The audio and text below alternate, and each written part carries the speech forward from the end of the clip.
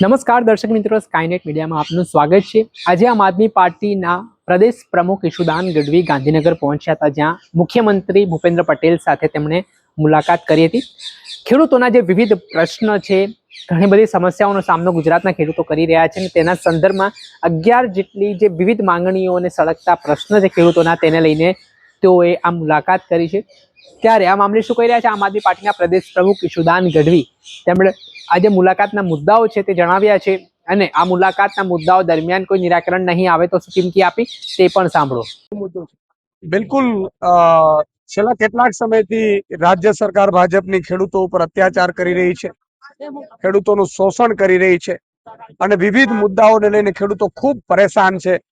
ત્યારે આપે જોયું હશે કે જે રીતે મોડાસામાં પશુપાલક ઉપર ગોળીબાર થયો અને એની હત્યા થઈ, અમે એ પશુપાલકોને મળવા ગયા, માનનીય અરવિંદ કેજરીવાલજી પણ આવ્યા હતા।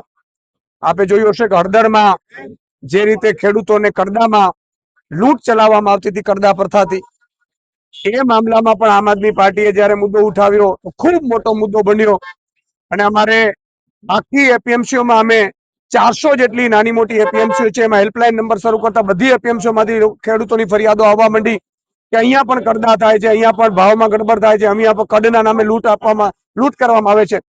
એટલે અમે આમ આદમી પાર્ટીએ છેલ્લા 2 મહિનાથી લગભગ 8 થી 9 કિસાન મહાપંચાયતો આખા ગુજરાતમાં તમામ ઝોનમાં કરી છે। 8000 જેટલા ગામડાઓમાં ખેડૂત ન્યાય પંચાયત અંતર્ગત અમે સાઇન કેમ્પેન ચલાવ્યું છે અને લગભગ 80,000 જેટલા ખેડૂતોએ અમને છેલ્લા 2 મહિનામાં જ સમર્થન કર્યું છે। જે 11 મુદ્દા છે અમારા, અને એ 11 મુદ્દાને લઈને આજે માનનીય મુખ્યમંત્રી ભૂપેન્દ્રભાઈનો આજે અમે સમય માંગવામાં આવ્યો હતો। અમારું પ્રતિનિધિત્વ મંડળ, જેમાં માનનીય ગોપાલભાઈ છે, માનનીય ચેતરભાઈ છે, માનનીય અમારા મનોજભાઈ સોરઠિયા છે, અમારા તમામ લીડરો છે 11 થી 12, એ લીડરોને આજે અમે 11 જે અમારી માંગણીઓ છે ખેડૂતોની, એ માંગણીઓને લઈને અમે માંગપત્ર જે ખેડૂતોએ 80,000 ખેડૂતોએ જે સાઇન કેમ્પેન કરી અને લેખિતમાં આપ્યું છે, એ સહિતની અવગત કરાવવા માટે આજે અમે મુખ્યમંત્રીશ્રીને મળવાના છીએ। મુખ્યમંત્રીશ્રી આજે અમને સમય આપ્યો છે અને મુખ્ય માંગો અમારી એ છે કરદા પ્રથા બંધ કરવામાં આવે તમામ એપીએમસીઓમાં। તમામ એપીએમસીઓમાં જે ભાવફેર જે કરવામાં આવે છે, કડના નામે લૂંટ ચલાવવામાં આવે છે, એને બીજી જગ્યાએ લઈ જવાની કહેવામાં આવે છે કે તમે માલ અહીંયા પહોંચાડો, એ બધી જે વિવિધ પ્રકારની લૂંટો છે એ લૂંટો બંધ કરવામાં આવે।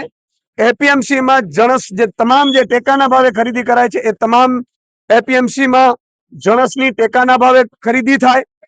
આ સહિત અમે એવું માંગ કરી હતી કે ભાઈ હેક્ટરે 50,000 રૂપિયો મગ નુકસાનનો પંજાબ સરકારે, નવી સરકાર છે, 3 વર્ષની સરકાર છે, એને આપ્યું છે, તો 30 વર્ષની સરકારે ભાજપે પણ હેક્ટરે 50,000 રૂપિયો જાહેર કરવો જોઈએ જે ખેડૂતોને નુકસાન થયું છે એમાં પણ 22,000 હેક્ટરે જે જાહેર કર્યા છે ભાજપ સરકારે, અને એમાં પણ હજી 2400 કરોડ જ આપ્યા છે, 10,000 કરોડ રૂપિયા આપ્યા પણ નથી। તો એ પણ અમારી માંગણી છે। સાથે સાથે પંજાબમાં 3 વર્ષની સરકાર છે તો ખેડૂતોને દિવસે વીજળી મળવા માંડી છે, 12 કલાક વીજળી મળે છે। તો અહીંયા પણ અમારે માંગ છે અમારી કે ખેડૂતોને, કારણ કે ઉપજના જે પડતર કિંમત છે ખેડૂતોને બહુ જ નુકસાનકારક લાગે છે, બહુ જ ભાવ અધર ચડી જાય છે, અને એના કારણે ખેડૂતો બજારમાં બીજા રાજ્યોના બીજા દેશોના ખેડૂતોની સરખામણીમાં ટકી નથી શકતા। એટલે મફત વીજળી 12 કલાક આપવામાં આવે, જેથી કરીને ખેડૂતોને જે પડતર કિંમત છે એ ઓછી રહે અને જેથી કરીને પોતે ટકી શકે। આ માત્ર ખેડૂતોની માંગણીઓ નથી, આ જીવતા રહેવા માટેની માંગણીઓ છે, વધારે કોઈ માંગણી એવી નથી કે જે પૂરી ન થઈ શકે। સાથે સાથે ખેડૂતોને પૂરતી માત્રામાં ખાતર નથી મળતો, જ્યારે પણ ખાતરની સિઝન આવે એટલે ખાતરો છે એ વિવિધ કંપનીઓમાં વયા જાય છે, સગે વગે થઈ જાય છે, અથવા તો મળતિયાને ખાતર મળે છે। તો પૂરતા પ્રમાણમાં સમયસર ખાતર મળે, અને એ જ રીતે સમયસર કોઈ જ્યારે પણ નુકસાન થાય પાકમાં, ત્યારે 1 જ મહિનામાં એના વળતરની ચૂકવણી કરી દેવામાં આવે છે। અહીંયા તો પછી એપ્લિકેશનો માંગવામાં આવે, પછી એપ્લિકેશનો રદ કરવામાં આવે, ને પછી 2 મહિના એમાં કાઢી નાખે ને, એટલે ખેડૂતોને કોઈ જે લાભ મળવો જોઈએ તો મળતો નથી। સાથે સાથે શેરડીના જે ઉત્પાદકો છે એ ખેડૂતોને શુગર મિલો પાસેથી જે બાકી ચૂકવણી છે એ પણ ભરપાઈ કરી દેવામાં આવે છે, ને જે શુગર મિલો બંધ છે એ શરૂ કરવામાં આવે। અને સીસીઆઈ ની જે ખરીદી દર વર્ષે થાય છે, 1 ઓક્ટોબર થી ખરીદી થાય, સામાન્ય રીતે ડિસેમ્બરમાં ખરીદી થાય, જ્યારે ખેડૂત છે એ કપાસ વેચી દે છે, પહેલી વીણણી જે છે વેચાઈ જાય છે, અને જે ખેડૂતના કપાસ છે એ કોઈ લઈ લે છે લાભાર્થીઓ, એ પછી ટેકાના ભાવે ખરીદાય, પોતાનો માલ વેચી દે છે. એટલે ખેડૂતને લાભ ટેકાનો મળતો નથી.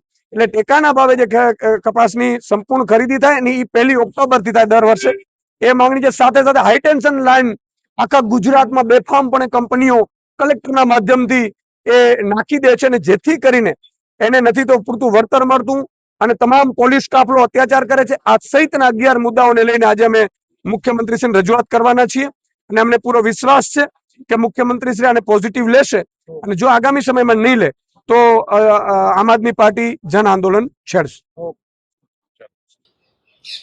આપણે સાંભળ્યા હતા આમ આદમી પાર્ટીના પ્રદેશ પ્રમુખ ઈશુદાન ગઢવીને.